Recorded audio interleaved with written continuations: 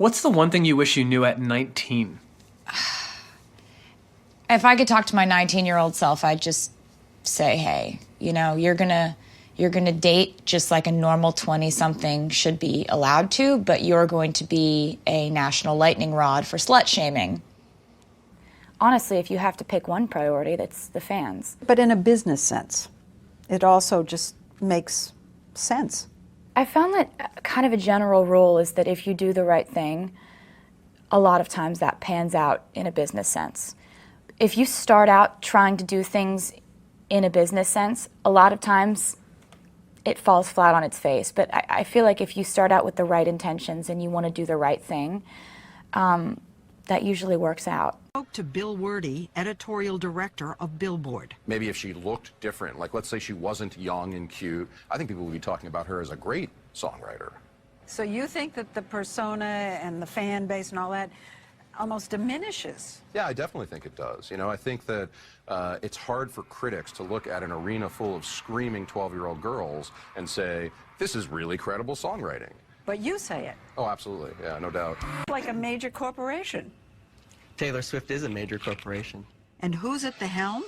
Look who we found running the management meeting. It's like they messed with the color. Unlike other stars of her caliber who sign up with management companies, Taylor created her own.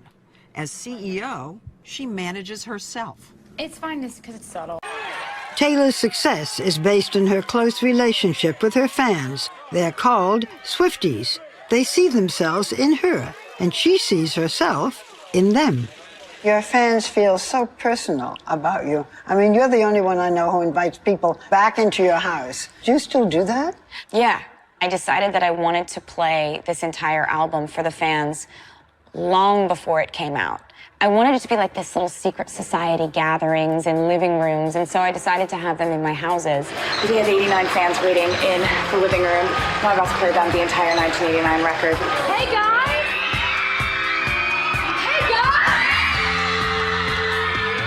I want to come up with as many ways that we can spend time together and bond because it keeps me normal. It keeps my life feeling manageable. Is your life at all normal? No. No. Not at all. And that's why when I go online and I go on Instagram and I see, you know, a post from Emma who lives in Philadelphia and she's talking about how her day was at school that day, that helps me. You still do that? It's the only thing that keeps me not feeling overwhelmed by the abnormality of my life. Have you got to a place where you don't care what people say about you? More so than ever before. I don't think anyone actually ever really gets to a place where they do not care what anyone thinks. I just I've learned how to write off the opinions of people who don't matter to me. Can you do anything? You use the word normal, so I'll use it. Can you do anything like a normal person? Can you go out for a coffee? Can you go shopping? Or is everything an event with tons of paparazzi following you? Anything outside my house or my apartment doesn't ever really feel normal. I try so hard to make it normal because I don't engage, like if I'm being followed by a camera crew and all these paparazzi, they know that I don't want to have the conversation. And in New York, they're very respectful of that. Like they just take their pictures and they say thank you and they leave. I don't want to make it into a press conference. My friends wouldn't want that either. But in my apartment, in my house, we can bake, we can make dinner, we can dance, we can do whatever we want. It's just that it's just a fact that when I'm outside the doors of my apartment, people are watching me, and that's the life that I chose. And you're okay with it? I have days where I am, days where I'm not. You know, like I don't think anyone has a solid stance on any way that they feel. Like it's like saying, are you happy every day? You know, I mean, sometimes it feels absolutely stifling and overwhelming, to be honest with you. But most of the time I'm able to go through the mental exercise where I just say to myself, how many years did you want this? how many years did you dream about this? How many times did you say to yourself that if you ever got famous, you would walk up to people in restaurants and introduce yourself if they were trying to take a picture of you? Like, I always used to say when I was a little kid, like, if I ever got to do this, I would make the most of it, and I would try to do good things with it, and I wouldn't be all weird and affected by it. So it's not a normal life. I think it's only honest that I admit that to myself. But there are ways that I can still act normal amongst all of it.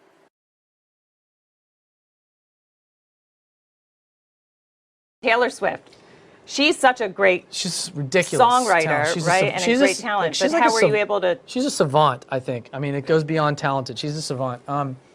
She sent me a voice memo.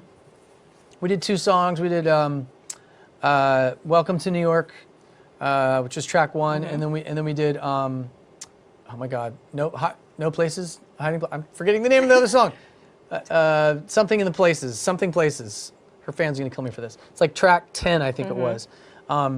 Anyway, she sent me voice memos, like in the morning, like here's me on a piano. Here's how I'm hearing this, and then literally I'd walk in and I would have it mocked up kind of, and then we just would bang it out. I would help with the melodies a little bit, and kind of, with Taylor, you function more as an editor. She has a million ideas, and you're more like, this one, not that one, because she's so good. She kind of almost doesn't need you in the room, but for production, I think she is when she really relies on. So for Taylor, you're more producing than just writing stuff. She can write everything by herself. I mean, Taylor is Taylor. I mean, she's the most amazing thing about it is she's so consistent in who she is. Her imaging may be changing depending on what the thematics of the art is that she's producing, but the person remains the same. There's a core person there that is really a fantastic human being, and also someone that I really connect with on a creative level. She has input on everything. There's no such thing as a director that goes in there and just does it. It doesn't work that way, you know. It's funny how people always accuse her, like the biggest insult anyone throws at her is that she's manipulative. What does that mean? You know, as an artist, because you know what your clothes you want to wear, you know what edits you want to make, you know what setups are, you know what the theme of every idea is, you know what your lyrics are. Like, is that manipulative or is that just being smart? And why her of all the artists? How can you be a manipulative person and also be a construct of a record company at the same time? If anything, she's actually kind of been working outside of the mainstream pop world for the longest time. She's a country star and still has the mechanisms of Nashville. And you know, one of the things they always say is that she bought a record label or something. I don't really understand where all this is going, except it's just kind of an ad hominem attack on any particular thing, trying to find anything. Bottom line, great person, smart, an artist. So I wanted to start with a song that I wrote actually as kind of a response to, in the last couple of years, the media have had a really wonderful fixation on kind of painting me as like the psycho serial dater girl. It's been awesome. I loved it. And they're like, you know, it got pretty out of control there for a couple of years, because it would be like every article was like, Taylor Swift standing near some guy. Watch out, guy. And, you know, every single article was kind of like, had these descriptions of my personality that were very different from the actual personality. And my first reaction was to be like, man, that's a bummer. This isn't fun for me. But then my second reaction ended up being like, hey, that's actually kind of a really interesting character they're writing about. Like, she jet sets around the world collecting men, and she can get any of them, but she's so clingy that they leave, and she cries, and then she gets another one in her web, and she traps them and locks them in her mansion, and then she's crying in her marble bathtub surrounded by pearls. So I was like, I can use this. So the song Blank Space is a song that I wrote a little bit from sort of a comedic perspective. I try to stay pretty self-aware about, you know, who I actually am, and also pretty aware of what the media's depiction of me is. And so I've seen all the different, you know, rumors that have come and gone, and it's kind of developed over the years. It's developed into this reputation for being somewhat of a crazy serial dater, needy, clingy, manipulative person. And so I was thinking a lot about that. I was thinking about that reputation, and I just thought, you know what, like, what if I was that girl? What song would I write? So I wrote Blank Space. Like, if you want to play this way, like, we can play this way. I had a lot of people who would say, oh, she's an 18-year-old girl, there's no way that she actually carried her weight in those writing sessions. And that was a really harsh criticism, I felt, because, you know, there was no way I could prove them wrong other than to write my entire next record solo. So that's what I did. What's maybe one thing people don't know about her that you can kind of say with working with her so closely? I think she's one of the most genuine people that I've ever worked with. You know, I actually have to, people always ask me, like, do I have to like the artist, do I have to like the song, do I have to like what, you know, I just have to like all of it to do a video these days. And she's actually one of the nicest, sweetest, awesome, strong combination of everything. It's like kind of freakish how amazing she is. In some ways, are you writing all the time? Yes, all the time. I wrote a new one like 2 days ago. Wow. It doesn't matter like if I'm preparing for a record or if I'm about to put one out. Writing is just a way that I just live and I write about the way that I'm living. And if you were to write a song about your love life right now, happy song, sad song?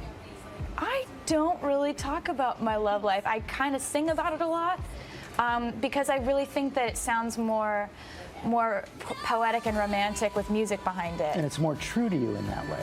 Yeah, absolutely. And that's like, you know, my fans know that I'm going to give them the real version of what happened to me in my music. And they know that, you know, what they read on blogs or gossip sites or whatever may or may not be true. And they can kind of tell, like, if it's true or not because they know me. Do you ever hear from these people who maybe recognize themselves in a song and are like, hi, guess what? I really didn't appreciate that. Well, they don't say it that gracefully or that with that kind of an eloquent tone. If they're not liking what's written about them or what they think is written about them or what they assume and presume is about them, I probably hit the nail right on the head. It's probably really true. She's taken a bit of a rousing for her aw shucks enthusiasm. It was spoofed by Blake Shelton at this year's Academy of Country Music Awards. You know, I actually saw where Taylor is going to be coming out with her own perfume. It's actually called... I can't believe I smell this good. Now Taylor Swift is here. And even by Kristen Wiig on Saturday Night Live. So that look that you give, that I won look. People make so much fun of me for that. And I don't know, like, it's like if you win an award, isn't that crazy? Like, isn't that crazy? How do you sit there and be like, oh, another Grammy. I guess I'm gonna go get that now. Shake it off, shake it off. Players gotta play, play, play, play, play. Haters gotta hate, hate, hate, hate, hate. So the question is, what is Taylor Swift shaking off? What is that? It means different things to different people. It does, and that's my favorite thing about this song. I wanted to make a song that would help people get through their day. All these girls that I talk to online on Instagram or Tumblr or Twitter, the things that they're going through are parallel to what I go through, just on a different scale. When someone spreads a rumor that isn't true about a girl I'm talking to on Instagram, it's the same feeling of humiliation that I get when I'm checking out of the grocery store and I see something untrue written about me on a magazine. I'm curious about that feeling. How do you handle it? Because you're in the tabloids a lot. I think I probably handle it the same way that you handle it, which is you just laugh at it. Yeah. At a certain point. I do now, but I didn't in the beginning. That's exactly how it was for me. You start off and you're very personally offended by it and you're wounded by it. And you think it's personal when really, it's honestly a money thing.